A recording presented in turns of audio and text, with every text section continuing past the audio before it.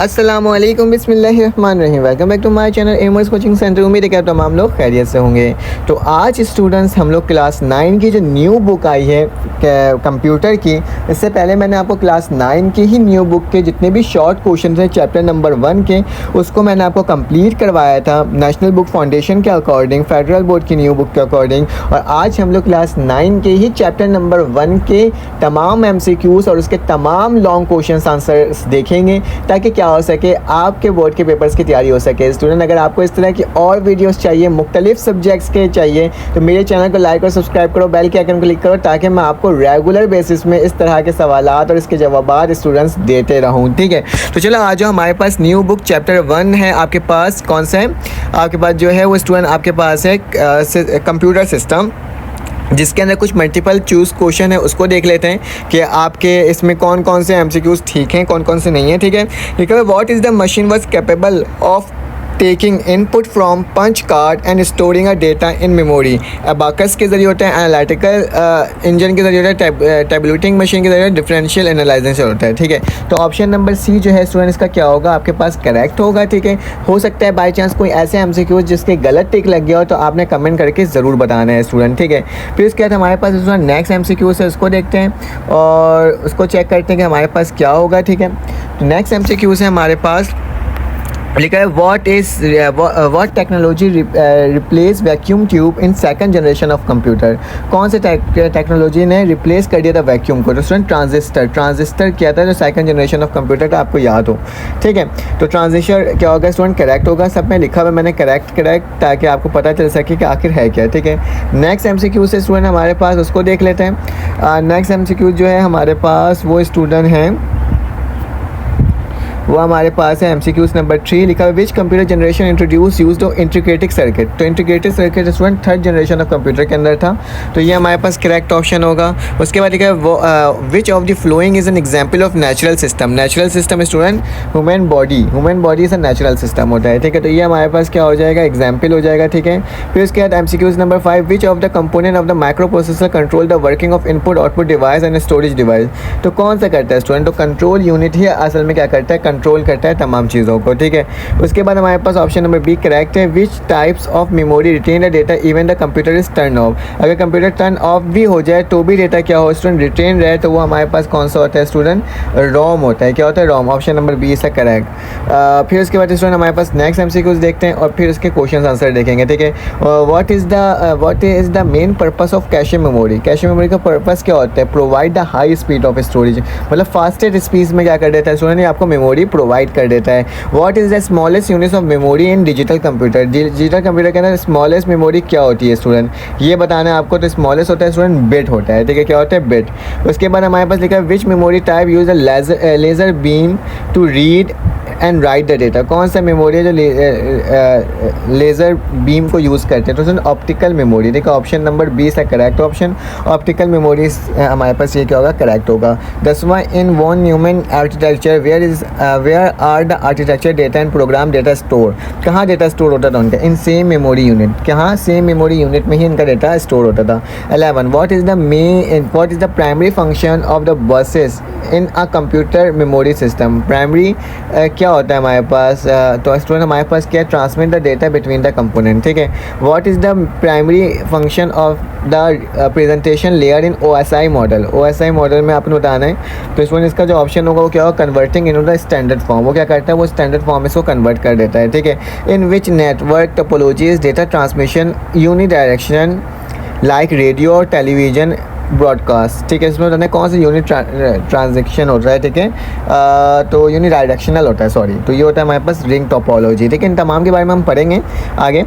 What is the data communications standard is used for transferring web pages and related data on the world wide web। कौन सा होता है student? HTTP। सारे protocols हैं। ठीक है, और प्रोटोकॉल को यूज़ करते हुए हमने बताया। ठीक है, HTTP। ठीक है, अब नेक्स्ट MCQs की जानिब चलते हैं स्टूडेंट। ये लास्ट MCQs है which network architecture require each computer to act as either a server और a client but both are similarly. कौन से इनमें से होगा? तो स्टूडेंट इसमें हमारे पास पीयर टू पीयर नेटवर्क होता है, जो कि क्या करता है? सर्वर और क्लाइंट दोनों को एक साथ ही रन करवाता है। ठीक है, तो स्टूडेंट ये MCQs हो गए हैं, ठीक है। अब MCQs के बाद चलते हैं लॉन्ग क्वेश्चन की तरफ। शॉर्ट मैंने ऑलरेडी अपने चैनल के अंदर स्टूडेंट अपलोड कर दिया है। तो लॉन्ग क्वेश्चन स्टार्ट करते हैं स्टूडेंट। लिखा हुआ है describe the evolution of computer generation from the first generation to the fourth generation, highlighted the key technology and develop and their impact computer. याद रखना student, first, second, third, fourth generation तक का बोला गया है, फिफ्थ जनरेशन का नहीं बोला गया है। तो मैंने बिल्कुल अच्छे अल्फाजों में, बिल्कुल आसान अल्फाजों में लिखा है कि स्टूडेंट फर्स्ट जनरेशन के अंदर क्या था। वो वैक्यूम ट्यूब था, उसकी हीट कैपेसिटी बहुत ज़्यादा होती थी, ठीक है, वो कंज्यूम करता आपकी एनर्जी को, ठीक है। ये तमाम चीज़ें के बारे में उन्होंने यहाँ पे लिखा हुआ है। तो आप इसको अगर एक दफ़ा भी पढ़ोगे ना स्टूडेंट, आपको समझ में आ जाएगा कि first generation of computer utilize the vacuum tube for circuitry and magnetic drum for the memory, ठीक है। तो ये मेमोरी के लिए इसने इस चीज़ को यूज़ करता था। This machine were enormous consume vast amount of power. याद रखना क्या करता था, बहुत ही ज़्यादा पावर को कंज्यूम करता था, ठीक है। अब इसमें साथ साथ लिखा था की पॉइंट्स बताना है, ठीक है। तो मैंने तमाम की पॉइंट्स बताए, ठीक है, कि कौन कौन सी ये लैंग्वेजेस को देखता था, मतलब किस मशीन लैंग्वेज के ऊपर काम करता था, किस तरह का था, ठीक है। तमाम चीज़ें इसके अंदर मैंने प्रोवाइड किया है। तो स्टूडेंट आप इसका स्क्रीनशॉट ले सकते हो। उसके बाद सेकंड मैं एक काम भी करूँगा, आपको बताऊँगा ये first, second, third, fourth generation computer होता क्या है, ठीक है। तो इससे क्या होगा, आपके पास अच्छी तैयारी हो जाएगी। सेकंड जनरेशन ऑफ कंप्यूटर आया था स्टूडेंट 1956 से लेकर 1963 तक रहा था। इसने रिप्लेसमेंट कर दिया था स्टूडेंट किसको, वैक्यूम ट्यूब से, किससे, ट्रांजिस्टर से। देखो यही MCQ से आया था ना। और मार्क का सेकंड जनरेशन ऑफ कंप्यूटर्स को बोला गया था। Transistor were smaller and more efficient and reliable, ठीक है। काफ़ी ज़्यादा स्मॉल होता है और मोर एफिशिएंट होता है, डेवलप करते हैं इसको। इसको याद रखना, ये as compare to first generation ही काफ़ी ज़्यादा उससे बेस्ट था और फास्टेस्ट था, ठीक है। इसकी इंक्रीजिंग और प्रोसेसिंग पावर क्या थी स्टूडेंट, काफ़ी बेहतर थी, ठीक है। क्या थी, इंक्रीजिंग और प्रोसेसिंग पावर भी इसकी पिछले कंप्यूटर से क्या थी स्टूडेंट, बेहतर थी। हाई लेवल लैंग्वेज जैसे COBOL, proton emerge during this era, ठीक है, इसी एरा में आया था। लेकिन प्रोग्रामिंग मोर एक्सेसिबल, ठीक है, एक्सेसिबल बना दिया था इसको, ठीक है। साथ साथ इसमें IBM, ये हमारे पास एक एग्जाम्पल है सेकंड जनरेशन ऑफ कंप्यूटर की, ठीक है। Generation made computer more commercially viable, extending their uses beyond the governmental research institute and business, ठीक है। तो गवर्नमेंटल रिसर्च इंस्टीट्यूट के लिए भी स्टूडेंट ये काफ़ी ज़्यादा क्या होता था, यूज़ किया जा सकता था उस दौर में। फिर इसका third generation of computer student, third generation of computer ये था मेरे पास कि थर्ड जनरेशन ऑफ कंप्यूटर के अंदर क्या हुआ था, ICs को इंट्रोड्यूस किया गया था, ठीक है। ट्रांजिस्टर के बाद ICs को इंट्रोड्यूस किया गया था। और इससे क्या हुआ, वो छोटा सा सिंगल सा चिप होता था, जिससे क्या होता था आपके कंप्यूटर के अंदर बेसिकली क्या होता था, उसकी जो कॉस्ट होती थी, महंगा आपके पास मिलता था सेकंड जनरेशन। तो उसने क्या कर दिया था, इस चीज़ की मदद से आपके कंप्यूटर को काफ़ी ज़्यादा सस्ते की तरफ लेकर आ गया था, कॉस्ट उसकी कम कर दिया था, ठीक है। और इसमें सबसे पहले याद रखना कि और इसमें मल्टीपल प्रोग्राम को इसके अंदर स्टूडेंट क्या किया गया था, इंट्रोड्यूस किया था। First time the computer supported the multiple program user use simultaneously operating system. एक साथ वो क्या कर सकते थे, उस प्रोग्राम को यूज़ कर सकते थे, ठीक है। मल्टी यूज़र था, ठीक है, मल्टी यूज़र प्रोग्रामिंग इसमें हो सकती थी, ठीक है। तो ये तमाम चीज़ें आप इसको भी देख सकते हो student. Fourth generation of computer, जाहिर सी बात है फोर्थ जनरेशन का इवोल्यूशन आया था आपके कंप्यूटर की जनरेशन में, ठीक है। और इसके अंदर CPU को स्टूडेंट किया गया था, प्रोसेसर को क्या किया गया था, प्लेस किया गया था, ठीक है। जो आजकल के दौर में हम प्रोसेसिंग यूज़ कर रहे होते हैं ना, तो उसकी जो शुरुआत हुई थी स्टूडेंट, वो कहाँ से हुई थी, फोर्थ जनरेशन ऑफ कंप्यूटर से हुई थी, ठीक है। तो चलो आज स्टूडेंट इसका स्क्रीनशॉट ले लो कंप्लीट सवाल का, ताकि आप अच्छे से कर सको काम। चाहो तो आप इस तरह से भी ले सकते हो, मैं आपको इस तरह से दिलवा देता हूँ ताकि आपके पास ना ये बड़ी वैल्यू आ जाएगी, ठीक है। इस तरह से ले लो स्क्रीनशॉट ताकि हो जाए। अब इसके आगे के जो सवाल होंगे वो भी मैं आपको करवाता हूँ स्टूडेंट, क्योंकि ये यहाँ पे एंड नहीं हुआ है बल्कि थोड़ा सा और बाकी है, ठीक है। लॉन्ग क्वेश्चन लॉन्ग की तरह आपको लिखना है, ठीक है, ताकि क्या हो सके, आपकी तैयारी अच्छी हो सके, ठीक है। तो लॉन्ग क्वेश्चन में ये बस छोटा सा ये ऊपर लाइन था, इसको आप देख लेना। इसके बाद हमारे पास नेक्स्ट ऑप्शन क्वेश्चन है स्टूडेंट, क्या लिखा हुआ है, discuss the importance categories and understanding the different types of system, natural, artificial, provide with example of each type. आपने बताना है नेचुरल, आर्टिफिशियल की इंपॉर्टेंस बताना है और इसके बारे में डिफरेंसेस भी आपने बतानी है, ठीक है। तो categorise the understanding the different types of both system and artificial several reason, ठीक है। बहुत सारे रीजंस हो सकते हैं, including the improvement of process, ठीक है, ये हो सकता है, प्रिडिक्शन ऑफ आउटपुट की वजह से हो सकता है, डेवलपमेंट ऑफ टेक्नोलॉजी की वजह से हो सकता है, system theory provide a framework understand the interconnectedness of component with in a system, how they interact with and one other and how this interaction effect over all the system behaviour, किस तरह से वो interact हो सकता है क्या किसी और डिवाइस के साथ, और फिर उसका क्या इंटरेक्शन होगा पूरे सिस्टम के ऊपर। तो ये हमें आज क्या करना है, डिस्कस करना है नेचुरल सिस्टम और आर्टिफिशियल सिस्टम के बारे में। चलो आगे करते हैं। इसको लाइनिंग में इसलिए हटा दे रहा हूँ क्योंकि आपके पास ना ये शो हो जाएगा ना सही तरीके से। अब इसमें मेरे पास नेचुरल सिस्टम क्या होता है। Natural system, this system occur in nature without human invention. ठीक है, ये सिस्टम कैसे खुद बना है विदाउट ह्यूमन इन्वेंशन के।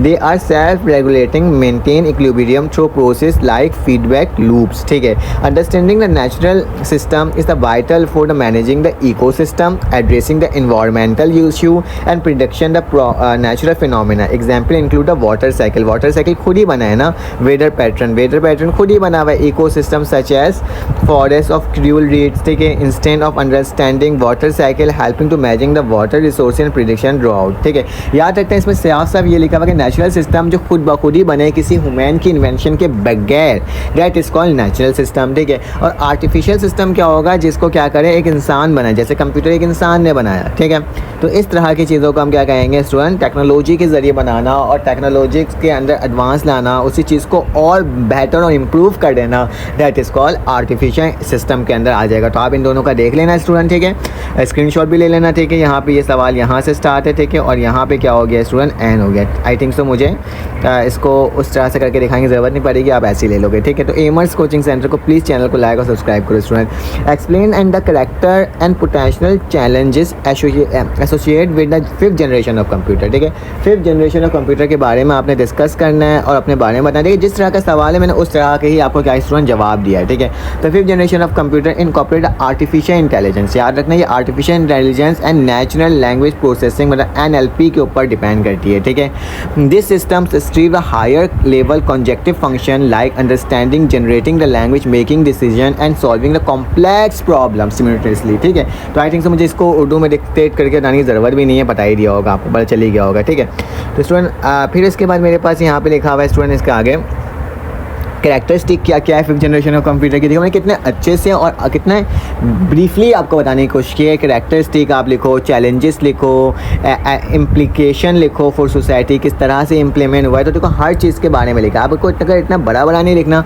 तो आप छोटी वैल्यूज़ भी लिख सकते हो, लेकिन अपने अल्फाज में लिख सकते हो। ये आपको एक अंदाज़ा मिल रहा है स्टूडेंट कि किस तरह से आप अपने क्वेश्चंस को सॉल्व कर सकते हो। तो चलो आ जाओ, यहाँ पे पहले इसका स्क्रीनशॉट ले लो स्टूडेंट, इस सवाल का, और फिर उसके बाद स्टूडेंट आपके पास क्या है इस सवाल का। ज़्यादा मैं इसलिए नहीं बता रहा हूँ क्योंकि लंबी वीडियो हो जाएगी। ठीक है, और फिर आपको बस थोड़ा मैं क्या कर रहा हूँ स्टूडेंट गाइड कर दे रहा हूँ। ठीक है, बेसिकली ये है क्या। ठीक है, explain the fundamental component of network communication, how they do work together to facilitate the data transfer. आपने नेटवर्क कम्युनिकेशन को बताना है और किस तरीके से स्टूडेंट ये आपको फैसिलिटेट करता है एक डेटा को दूसरी तरफ ट्रांसफ़र करने के लिए। ठीक है, तो लिखा हुआ है network communication relies on the several fundamental component that work together to facilitate and transfer the data between the device. ठीक है, मतलब काफ़ी सारे आपको फंडामेंटल कंपोनेंट प्रोवाइड करता है, जिसकी मदद से क्या होता है स्टूडेंट, आपको ये फैसिलिटीज़ मिलता है कि आप किस तरीके से डेटा को ट्रांसफ़र कर सकते हो किसी भी दो या दो से ज़ायद किसमें डिवाइसेस के दरमियान। This component ensure the data transmitted, receive,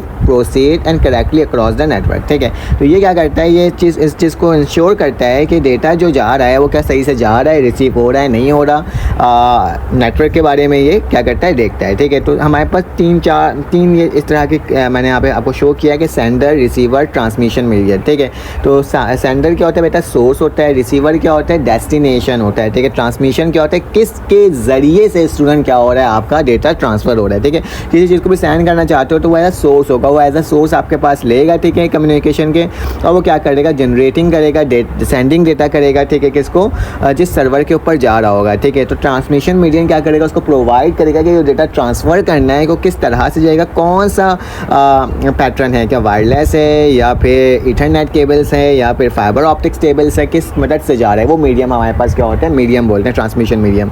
और रिसीवर नंबर क्या होता है कि किस तरीके से उस रिसीवर को पहुंच गया और वो सही पहुंचा भी कि नहीं पहुंचा, ठीक है। तो ये तमाम चीज़ें होती हैं आपके पास, इसका आप स्क्रीनशॉट ले सकते हो स्टूडेंट। तो आप इस तरह से इस सवाल का स्क्रीनशॉट ले लेना, ठीक है। चलो आ जाए इसका, अब मेरे पास ना कुछ और चीज़ें भी मैंने इसमें लिखा क्योंकि लॉन्ग क्वेश्चन था, तो लॉन्ग क्वेश्चन में याद रखना स्टूडेंट प्रोटोकॉल भी ज़रूरत होती है कि आपको प्रोटोकॉल जो प्रोवाइड किया जा रहा है, मतलब जो आपकी डेटा जा रहा है वो कहीं से लीक तो नहीं हो रहा ना, प्रोटोकॉल के साथ जा रहा है, HTTP या फिर TCP IP, ठीक है। नेटवर्क इंटरफेरेंस कार्ड को भी यूज़ करा जाता है स्टूडेंट, राउटर को भी यूज़ किया जा सकता है, स्विचेस को भी और डेटा पैकेजेस को भी, ठीक है। तो ये पूरा एक सवाल बन रहा है, इसको आप स्क्रीनशॉट स्टूडेंट इस तरह से ले सकते हो। आई थिंक सो मुझे इसको इस तरह से ले लेना पड़ेगा आपको स्क्रीनशॉट, ताकि आपके पास इसके मटेरियल आ जाए। तो चलो आ जाओ चैप्टर क्वेश्चन नंबर 5। तो हमारे पास क्वेश्चन नंबर 5 आ गया। इसमें लिखा हुआ है describe the role of common communication device like hub, switches, router and gateway in data communication, how they contribute to the functionality of the network, ठीक है। इसकी कंट्रीब्यूशन भी हमें बताना है, ठीक है। साथ साथ hub, switch, router and gateway के बारे में बताना है कि ये तमाम चीज़ें क्या हैं, ठीक है। तो चलो आज इसको कर लेते हैं डिस्कस। तो स्टूडेंट लिखा हुआ है कम्युनिकेशन डिवाइस में play crucial role in managing the flow of data. जाहिर सी बात है कम्युनिकेशन जो स्टूडेंट हमारे पास डिवाइसेस होती है वो बेसिकली क्या करते हैं, हमारे डेटा को फ्लो करते हैं एक डिवाइस से दूसरी device with the help of different mediums and different devices, ठीक है। तो इसमें लिखा हुआ है they determine how data is transmit, routed, receive and ensure the efficient communication between the devices, ठीक है। तो ये इंश्योर करते हैं इस तरह से कि किस तरह से डेटा ट्रांसमिट हो रहा है, राउटेड हो रहा है, रिसीव हो रहा है, ठीक है। और इंश्योर करते हैं कि एफिशिएंट कम्युनिकेशन बिटवीन डिवाइसेस हो, किसी किस्म की कोई मतलब कि आपके पास ट्रबल पेश ना आए, ठीक है। तो सबसे पहले हब को देख लेते हैं कि हब मेरे पास क्या है स्टूडेंट, ठीक है। चलो आज इसके बारे में डिस्कस कर लेते हैं और देख लेते हैं कि मेरे पास इसकी वैल्यू क्या आ रही है, ठीक है। तो मेरे पास हब है, लिखा हुआ है the hub are the basic network device that connect a multiple device in a network. याद रखना मल्टीपल डिवाइस को कनेक्ट करता है एक नेटवर्क में। When a hub receive a data from one device it broadcast the data all device connected to the network regardless to Indian the recipient. This can create a unnecessary network traffic and slow down, ठीक है। इसकी वजह से क्या होता है student, unnecessary traffic और slow हो जाता है, ठीक है। तो मैं एक काम करता हूँ, इसके नेक्स्ट पेज में चलता हूँ जब तक आप इसका स्टूडेंट स्क्रीनशॉट ले सकते हो, ठीक है। देन हमारे पास क्या लिखा हुआ है स्टूडेंट, नेक्स्ट जो हमारे पास पार्ट है communication making hub less efficient than other devices but generally use in a smaller and less complex network where perform is not critical factor. याद रखना हब को हमेशा लेस अमाउंट ऑफ मतलब जहाँ पे ट्रैफिक कम होता है वहाँ पे ही यूज़ किया जाता है, ताकि क्या हो सके हमारा जो मैसेज हो चुका वो एफिशिएंट हो सके, क्योंकि लेस एफिशिएंट होता है, ठीक है। और हमारे पास क्या होता है इसकी परफॉर्मेंस क्रिटिकल जगह में स्टूडेंट नहीं हो पाती, ठीक है। तो ये लेस क्रिटिकल जगह पे क्या किया जाता है, इसको बनाया जाता है, ठीक है। लिखा हुआ है switches, the switches like hub connect multiple devices in a network but they are more advance when switch, मतलब ये थोड़ा बेहतर होता है किससे, हब से, ठीक है। When a switch receive a data it identify indentation and MAC address send the data only that specific device, ठीक है। तो हब क्या करता था, हर जगह भेज देता था, लेकिन जो स्विचेस होती है स्टूडेंट वो स्पेसिफिक मैक एड्रेस को रीड करता है और रीड करने के बाद क्या करता है आपकी तमाम इंफॉर्मेशन उसी स्पेसिफिक पर्सन के पास क्या कर देता है स्टूडेंट, भेज देता है। तो लिखा हुआ आइडेंटिफाई, तो ये हमने कर लिया, ठीक है। तो इसका स्टूडेंट स्क्रीनशॉट ले लेना। राउटर जो होता है वो एज आपके पास वाईफाई एड्रेस के लिए भी यूज़ किया जाता सकता है, ठीक है। गेटवे क्या होता है स्टूडेंट, एक तरह का रास्ता होता है जिससे आपके नेटवर्क क्या होता है स्टूडेंट, पास होते हैं, ठीक है। तो दैट इज़ ऑल थिंग जो कि आपका आ सकता है, इसका आप स्क्रीनशॉट ले सकते हो स्टूडेंट, क्योंकि मुझे आपको इसका नोट्स प्रोवाइड करना है, ठीक है। तो मैंने आपको ये प्रोवाइड कर दिया, एक एक करके लेक्चर्स भी दूंगा मैं आपको ताकि आपको क्या हो सके स्टूडेंट, इस बोर्ड की पेपर्स की तैयारी हो सके। तो लिखा हुआ है discuss the advantages and limitation of different network topology including bus, star, ring and mesh. when should each topology use in a network design, ठीक है। आपने ये भी बताना है कि बस स्टार, रिंग एंड मैश के क्या एडवांटेजेस और लिमिटेशन है, ठीक है। तो एडवांटेजेस मैंने एक एक करके सब में लिखे हैं। एडवांटेजेस बस का क्या है student, bus is a simple to setup and required a minimal cabling, ठीक है। मतलब क्या होता है ये बहुत ही ज़्यादा आसान होता है, ठीक है, सेटअप इसका करना। और मिनिमम क्या होता है, केबलिंग होता है, ज़्यादा कॉस्ट नहीं होता है, इसका कॉस्ट थोड़ा कम लगता है। स्मॉल नेटवर्क के लिए ये बहुत अच्छा वर्क करता है for temporary where the device is limited, ठीक है। फिर इसके लिखा है लिमिटेशन के as more devices are added performance decrease due to the data collision and traffic congestion.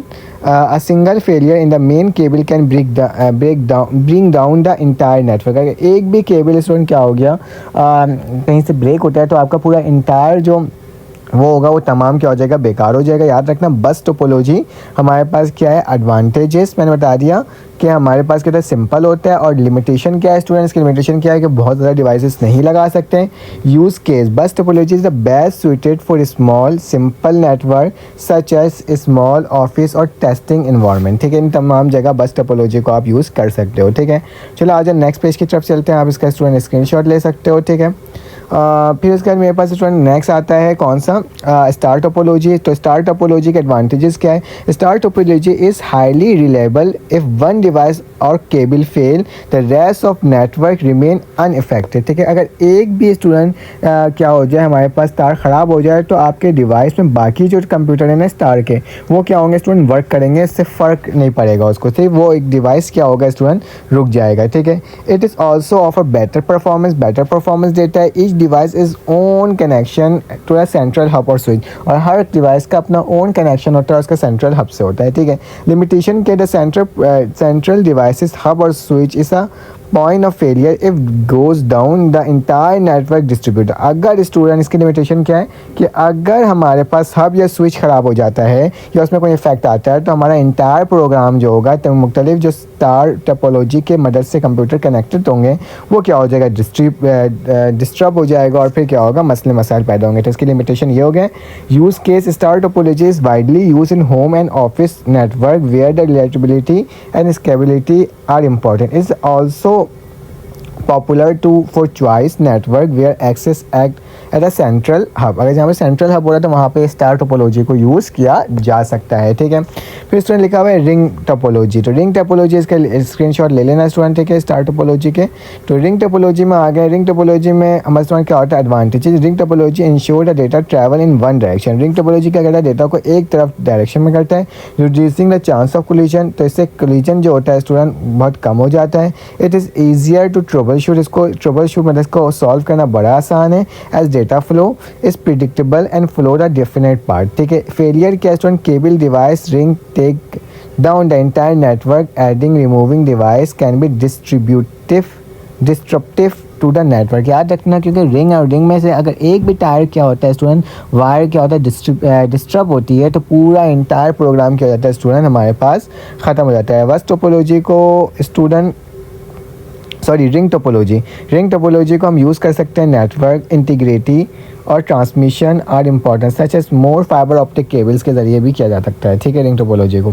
फिर मैश टोपोलॉजी है स्टूडेंट। मैश टोपोलॉजी क्या है, mesh topology highly fault tolerant because every device is connected to the every other devices. If one connection fail, data can take alternative path if the offer excellent reliability and redundancy. याद रखना है student, क्योंकि ये जो होता है mesh topology होता है वो हाईली फॉल्ट टॉलरेंट है। ठीक है, वो बहुत ही आसान से, अगर किसी चीज़ में टॉलरेंस पैदा भी होती है तो वो क्या कर देता है, उसको क्या कर देता है स्टूडेंट, ख़त्म कर देता है। और ख़त्म करने के बाद क्या कर देता है, जो बेस्ट पार्ट होता है या बेस्ट आपके नेटवर्क होता है उसको ये क्या करता है, आपको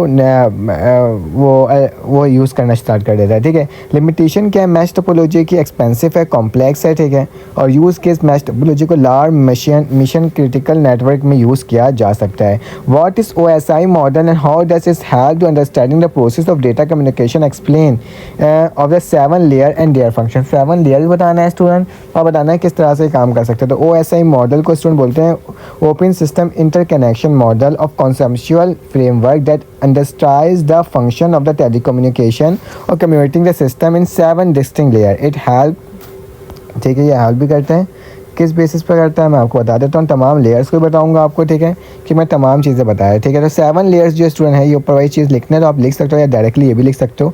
फिजिकल लेयर, ठीक है, फिजिकल लेयर क्या होता है, जो सबसे पहली लेयर होती है फिजिकल लेयर होती है। This layer is responsible for physical connection between the devices. ठीक है, इसका क्या होता है रिस्पॉन्सिबिलिटी कि जो फिजिकल डिवाइसेस की जो कनेक्शन होता है ना, उसको क्या करता है, इसको ये देख रहा होता है। ठीक है, जैसे कि हार्डवेयर एलिमेंट हो गए, ठीक है, raw bit over a communication medium such as cable, connector, switches.